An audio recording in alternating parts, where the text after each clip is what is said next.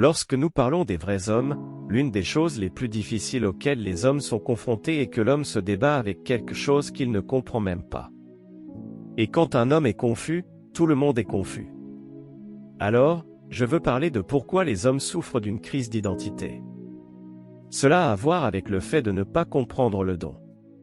Chaque être humain est venu sur Terre avec un don, et il doit découvrir ce don et l'affiner pour qu'il soit comblé lorsqu'un homme, en particulier, a du mal à accepter qui il était né pour être. Quel est son don? Cela affecte la femme. Donc, je parle de comprendre la vraie virilité.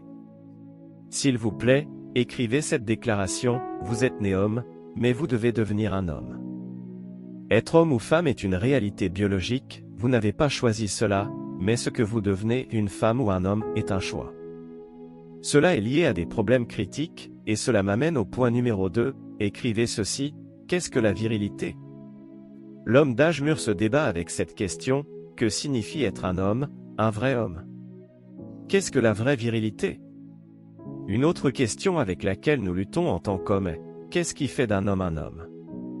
Qu'est-ce qui fait réellement de lui un homme, et pourquoi la virilité est-elle importante pour une femme?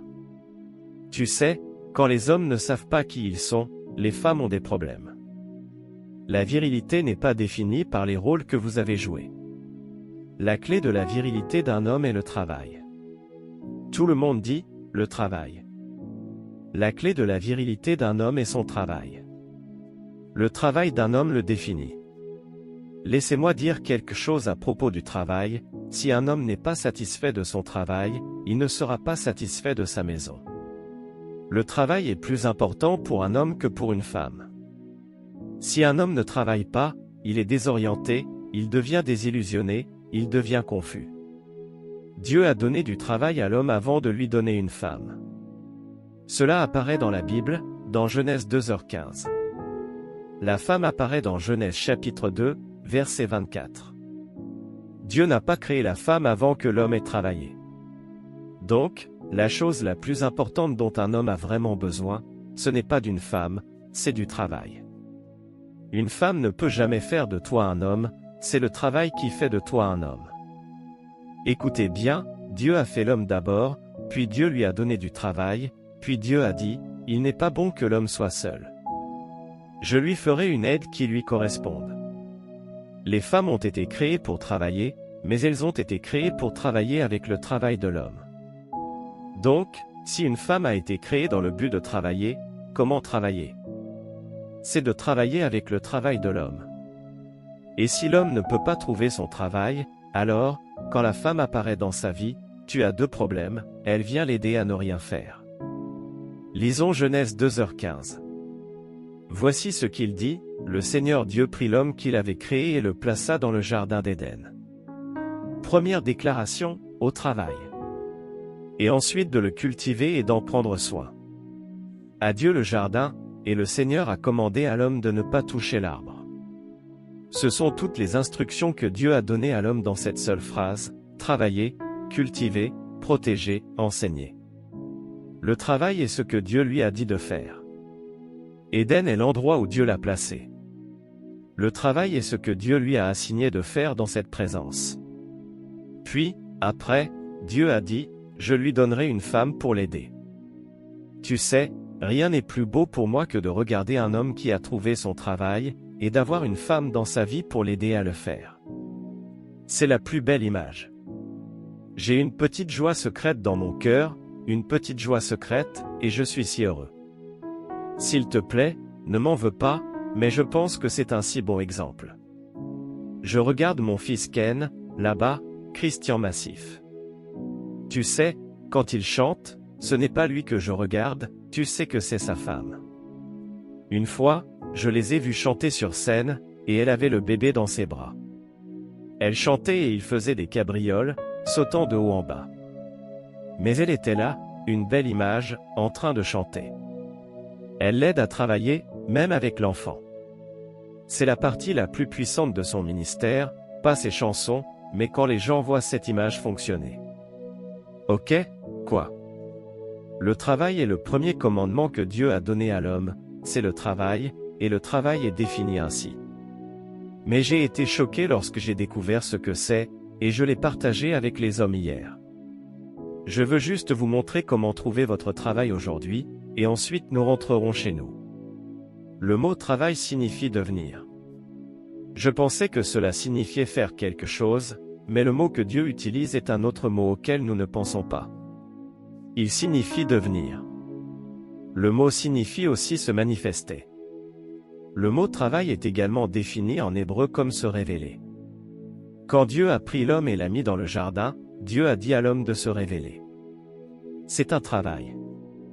Une autre façon de dire cela est que travailler signifie accomplir sa mission. Laisse-moi voir ce qu'il y a à l'intérieur de toi.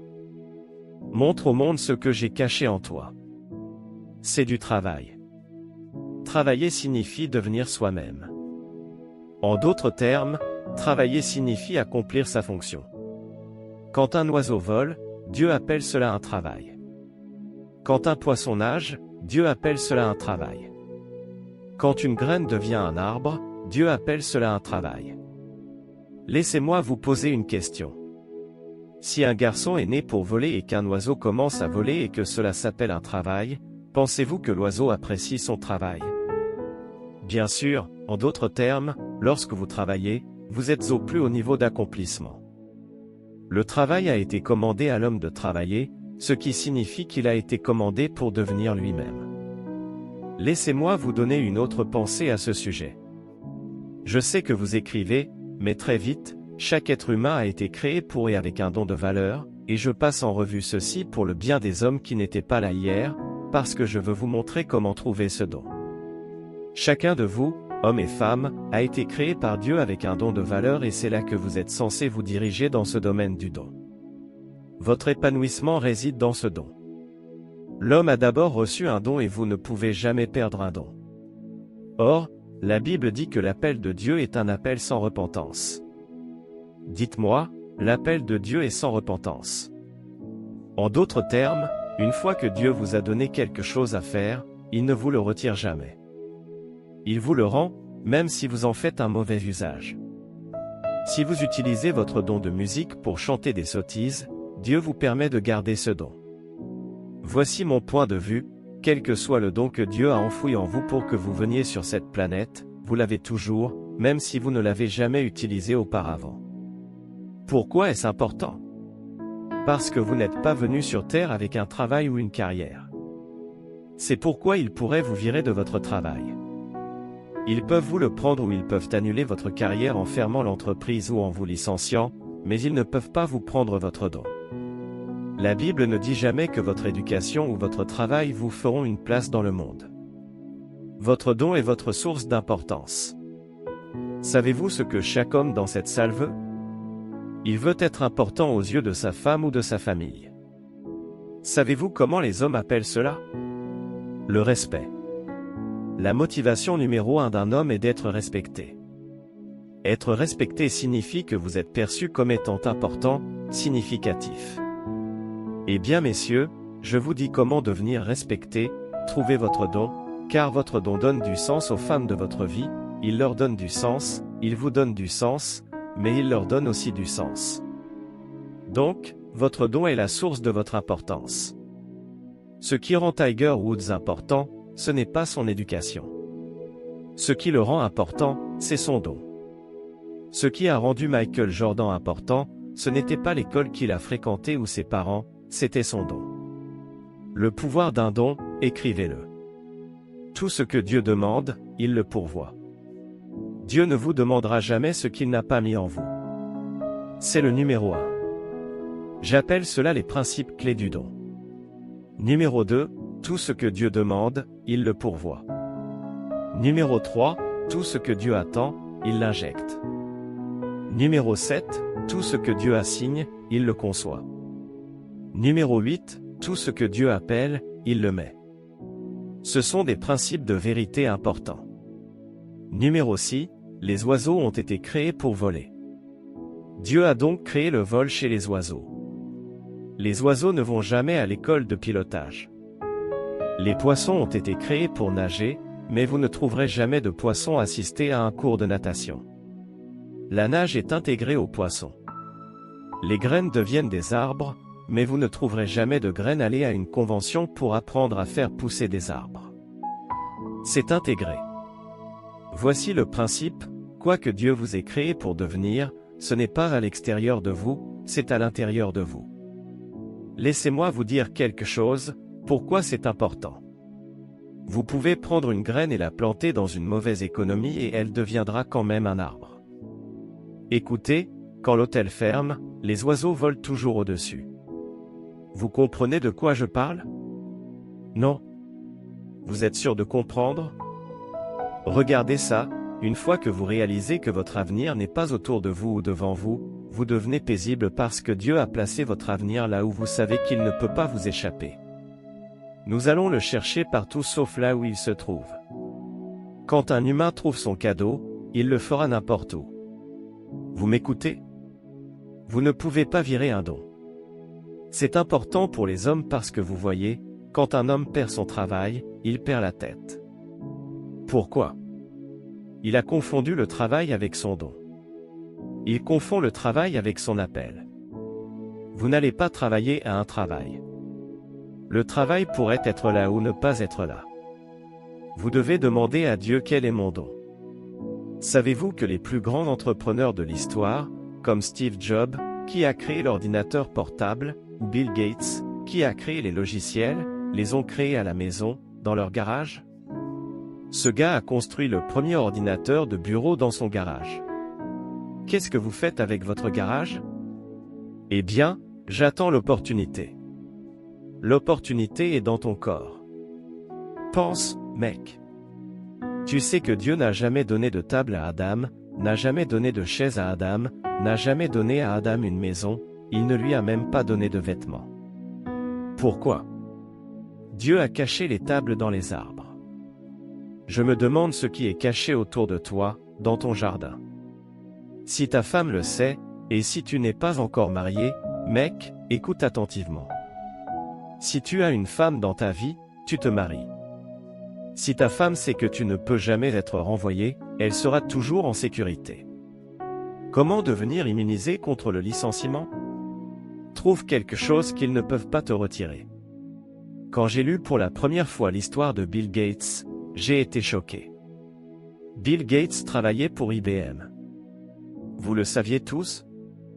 Oui, IBM était un petit employé, et il a eu l'idée de ce logiciel. Vous vous souvenez des curseurs DOS? Do. Il travaillait quand ils avaient ça, et il est venu avec une autre idée, prenons tout ce que fait DOS et mettons-le derrière, rendons-le simple, juste un clic. Ils ont dit que ça ne marcherait jamais. Alors, ils l'ont libéré. Le travail, son cadeau, était en plein milieu de leur usine. Maintenant, ils achètent chez lui. Je me demande quel est ton cadeau. Tu vas travailler demain?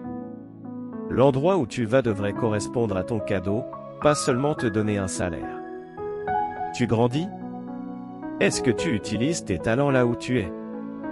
Écris ceci, s'il te plaît, la clé du succès. J'ai donné la recommandation hier, je veux te la redonner ce matin. La clé du succès est, avant tout, de ne pas rechercher le succès. Je ne cesse de le répéter. Toutes ces années, je n'ai jamais cessé de répéter que c'est très important. Numéro 2, la clé du succès est de devenir une personne de valeur. C'est pourquoi tu réussis dans les termes humains, plus tu deviens précieux, plus tu réussiras dans la vie. Alors, arrête d'essayer de réussir et essaie de devenir précieux. Écris ceci, s'il te plaît, tout le monde, l'argent est attiré par la valeur. Dis-le si tu veux, l'argent ne court pas après l'argent. Fais-toi valoir et l'argent te trouvera. L'argent est attiré par la valeur. Plus tu te donnes de la valeur au monde, plus le monde paiera pour toi. J'ai des gens qui me demandent, à quoi tu sers? Je dis, je suis avocat. Deuxième question, quel genre d'avocat es-tu? Tu vois, être avocat ne te rend pas riche. Tu ferais mieux d'être un type spécial d'avocat. Et puis, s'il y en a trop, va faire une autre spécialité, prends d'autres mots. Tu dois continuer à te réduire pour devenir précieux. Voici ce dont tu as besoin pour devenir précieux. Numéro 1, importance. Numéro 2, unicité. Et numéro 3, originalité. À quel point es-tu original dans ce que tu fais? Si j'ouvre un magasin de chaussures aux Bahamas, je vais devenir un succès. Tu sais comment devenir précieux. Tout d'abord, je ne vendrai pas toutes les chaussures du monde. Je pourrais décider de ne vendre que des chaussures pour infirmières. Je deviens unique. Chaque infirmière viendra directement dans mon magasin. Nous contournons ton magasin, venez à ma droite. Je suis devenu unique, je suis devenu spécial. Si tu vends tout, tu vas faire faillite. C'est pourquoi la plupart des gens dans cette salle luttent encore pour réussir, parce que tu changes de travail tous les 3 ans, tu changes de vocation. Nous savons ce que tu es, c'est un fait. Le dernier point est une spécialisation importante. Si tu veux réussir, ton don te fait écouter. As-tu déjà vu un garçon essayer de se déplacer comme une vache, et puis le lendemain matin, le chien, l'oiseau? Aucun oiseau ne reste avec les oiseaux. Ils volent.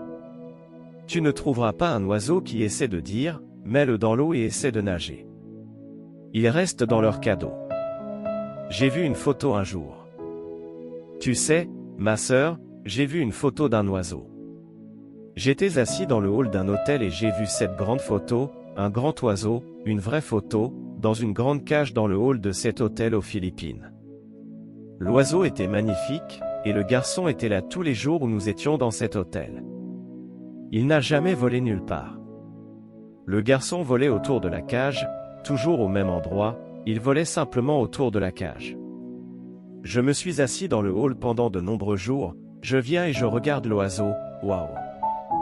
L'esprit me dit, tu vois, c'est comme ça que les humains sont.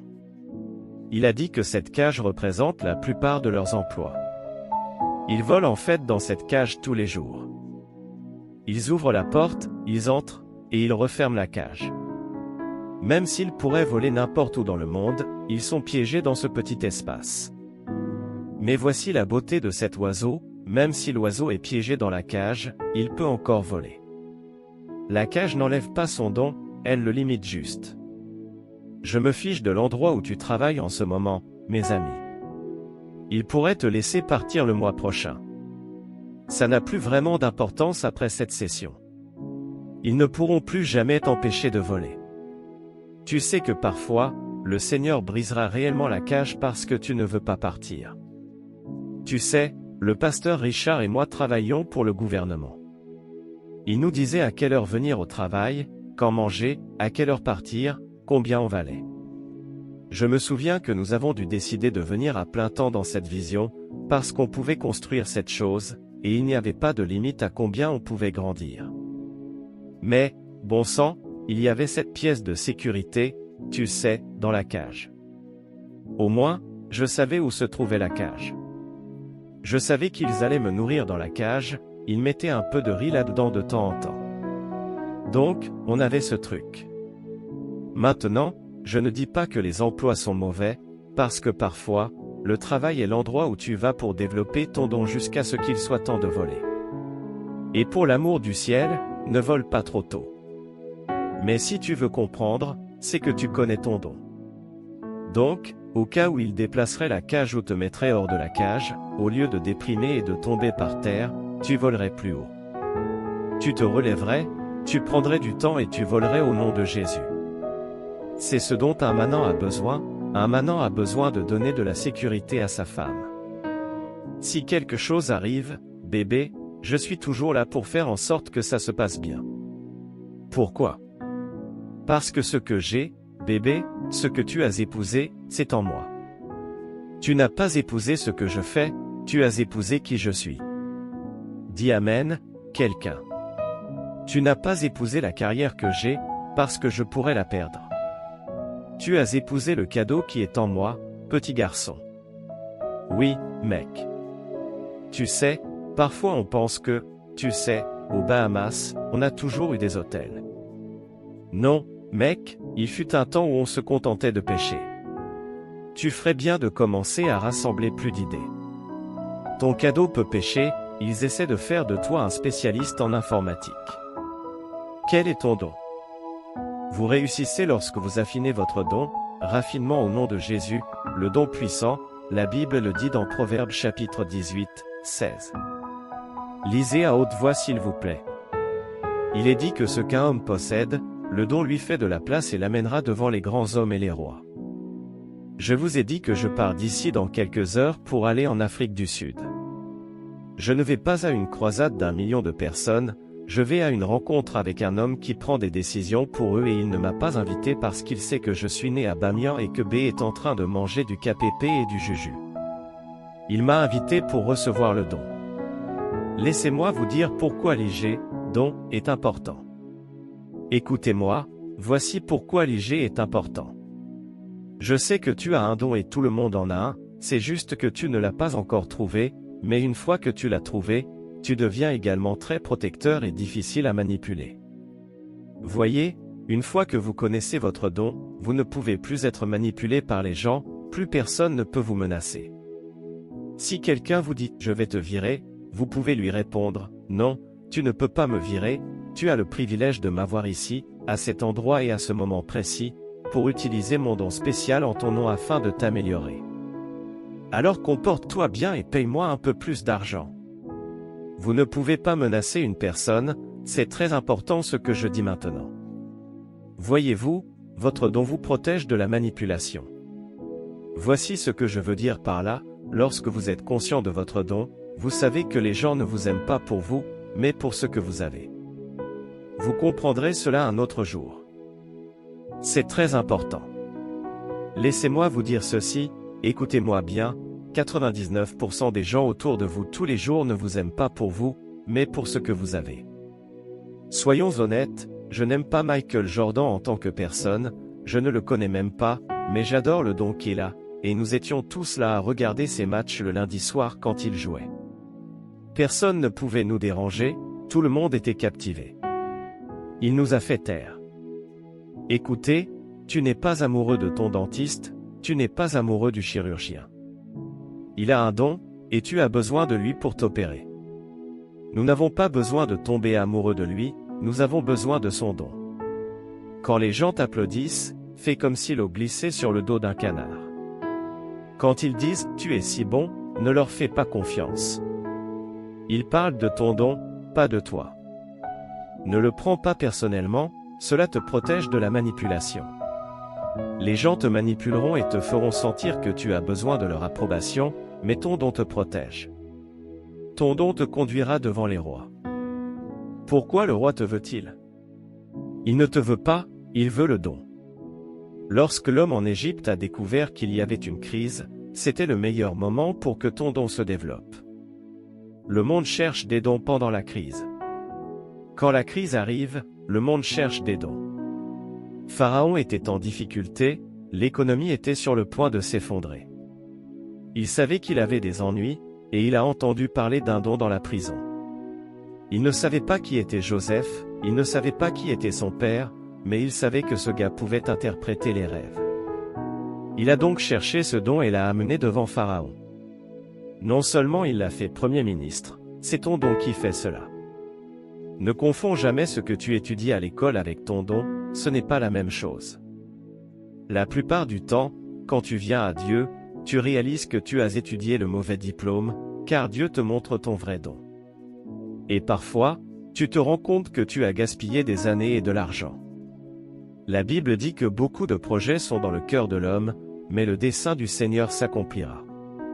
Lorsque tu trouves ton objectif, tu réalises que ton diplôme était une perte de temps, car c'est ton don qui te fait avancer et non ton éducation.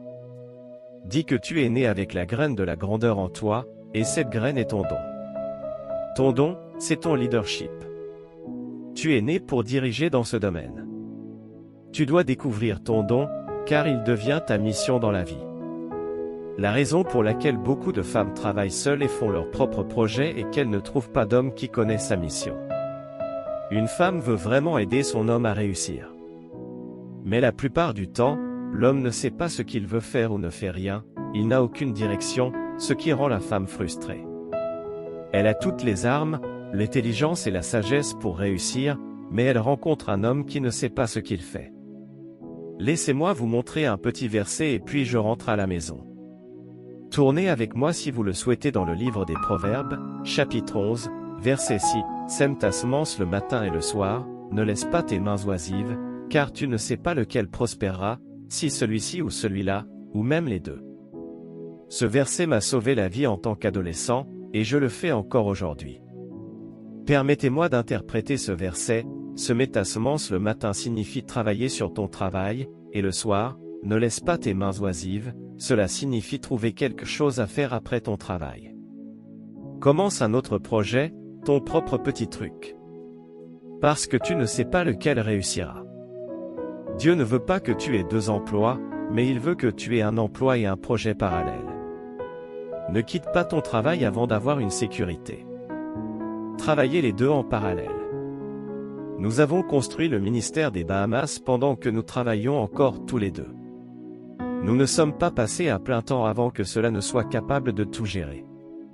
Donc, utilise la sagesse, fais les 2 jusqu'à ce qu'un d'eux devienne plus grand. Tu ne peux pas quitter un travail qui te soutient, que tu sois en train d'expérimenter une idée. Utilise la sagesse de la Bible. Je dois partir maintenant, mais je vous remercie tous d'être avec moi aujourd'hui. Que Dieu vous bénisse. Amen.